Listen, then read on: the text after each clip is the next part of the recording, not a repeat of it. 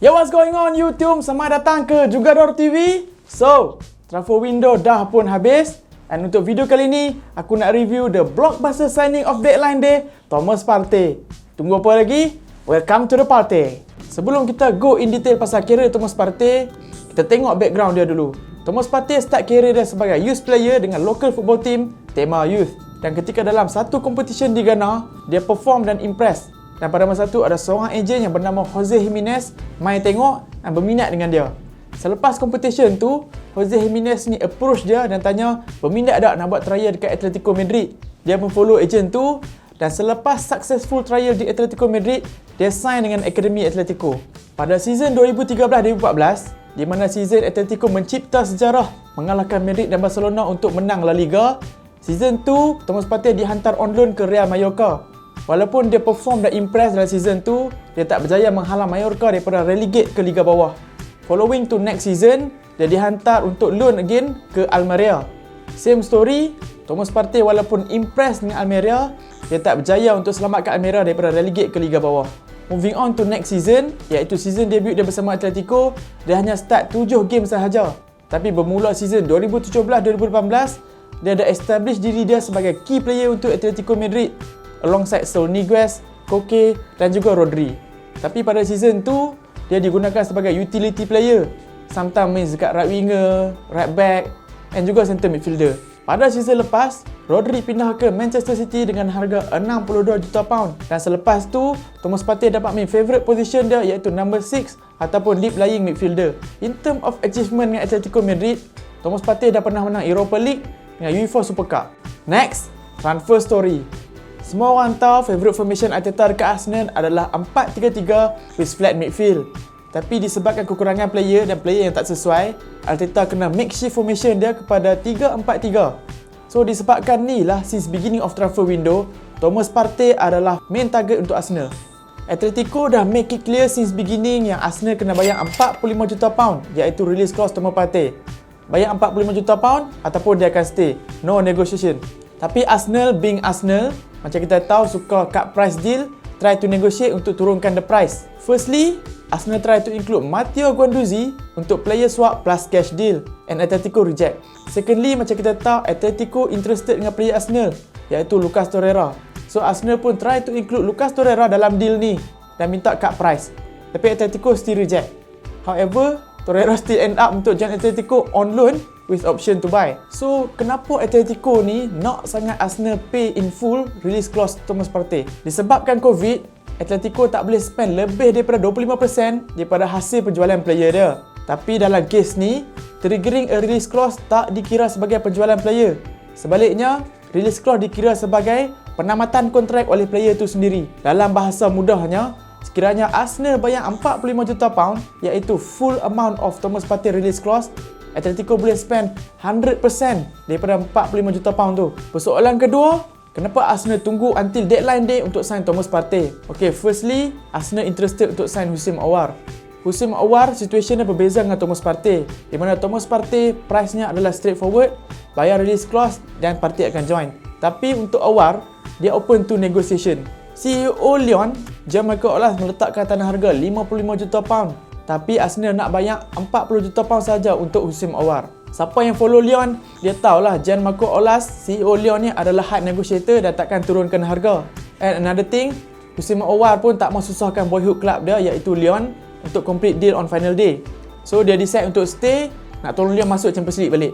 Secondly, Arsenal tengah tunggu untuk jual player-player yang dia tak mahu. Macam kita tahu on deadline day, Sokratis link dengan Roma, Mustafi link dengan Lazio, tapi hanya Torreira dan Guendouzi saja pindah. Torreira join Atletico Madrid and Guendouzi join Hertha Berlin. Selepas transfer ni dah complete, Arsenal deposit 45 juta pound di La Liga office. Thomas Partey buat medical di Madrid and transfer ni pun finalized. Now jom kita tengok benda yang paling interesting pasal Thomas Partey iaitu dia punya style of play. Ada 3 komponen utama dalam gameplay Thomas Partey. Firstly, dia punya ball winning ability. Favorite formation Thomas Partey adalah number 6 ataupun defensive midfielder dan dia suka main di depan dua centre backs. Di Atletico Madrid, dia ditugaskan untuk curi bola daripada kaki opponent. Kat sini aku nak share defensive action map Thomas Partey dan daripada map ni kita boleh nampak dia buat defensive action yang sangat banyak. Tapi poin paling penting dalam map ni kita boleh nampak adalah coverage area. Kita boleh nampak yang Thomas Partey cover from wing to wing and box to box. Partey ada high athletic ability dan high stamina dan ini membuatkan dia boleh cover setiap inci padang. Skill kedua Thomas Partey adalah dribbling ability. Thomas Partey bukan sama macam tipikal defensive midfielder lain yang tahu untuk defense saja. Dia merupakan midfielder yang lebih dynamic as compared to traditional midfielder yang lain. Di Atletico, Thomas Partey memainkan peranan untuk start the attacking build up dengan membantu transition daripada defense ke attack. Thomas Partey suka carry the ball from deep and always try to progress the ball forward. In term of comparison, Thomas Partey adalah top 3 most efficient dribbler in the world. Yang pertama adalah Thiago, kedua adalah Kovacic, yang ketiga adalah Thomas Partey. Benda yang paling interesting kat sini adalah ketiga-tiga efficient dribbler in the world main dalam Premier League. Kalau kita nak compare dengan Thiago, memanglah Thomas Partey tak buat dribble sebanyak Thiago, tapi dia ada higher dribble success rate iaitu sebanyak 89%. Skill ketiga Thomas Partey adalah dia punya passing ability. Kalau siapa yang tak pernah tengok lagi compilation video dia, hampa masih tak tahu yang dia ada good passing range. Di Atletico Madrid, Thomas Partey merupakan seorang player yang buat pass paling banyak into final third, sebanyak 85 pass per 90 minit. Kat sini kita boleh rumuskan yang Thomas Partey merupakan seorang midfield yang complete. Dia boleh win the ball in midfield dan dengan dribbling ability-nya, dia boleh carry the ball into the final third dan dengan passing ability, dia boleh give killer ataupun final pass to the striker. Personally bagi aku rasa Thomas Partey adalah contoh terbaik modern midfielder zaman sekarang. Sebab modern game sekarang, demand seorang midfielder tu untuk ada skill yang banyak walaupun main satu position saja. Dengan skill yang dia ada, Thomas Partey boleh dictate tempo macam Granit Xhaka, boleh carry the ball macam Dani Ceballos and win the tackle macam Lucas Torreira. Next, kita tengok peranan Thomas Partey dalam midfield Arsenal. Daripada musim lepas, formasi yang Arteta guna adalah 3-4-3 dengan menggunakan double pivot antara Ceballos dan Granit Xhaka. Formasi ini adalah formasi yang pasif dan dengan formasi 3-4-3 ni, tanggungjawab untuk create chance diberikan kepada fullback Arsenal iaitu Bellerin dan juga Kieran Tierney. Semua orang tahu yang fullback Arsenal taklah setanding dengan fullback Liverpool dari segi kreativiti. Disebabkan inilah Arsenal merupakan salah satu kelab yang kurang create chance dalam Premier League.